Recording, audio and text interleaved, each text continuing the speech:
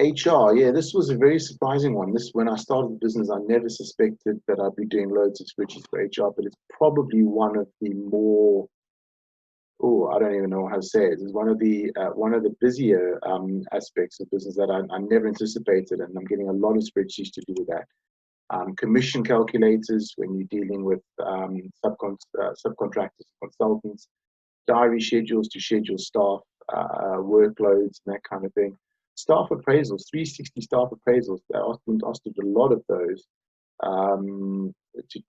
to ask questions of people, get feedback back, and then actually analyze that feedback and report on it. Staff management, and this includes things like sick days, a lot of calculators for when people were off, why they were off, those kind of things. And then task scheduling, so that you can actually schedule tasks between staff members. So all of those kind of things, a lot of HR stuff, and all sorts of bespoke solutions required there. So yeah, if HR is what you're after, get in touch.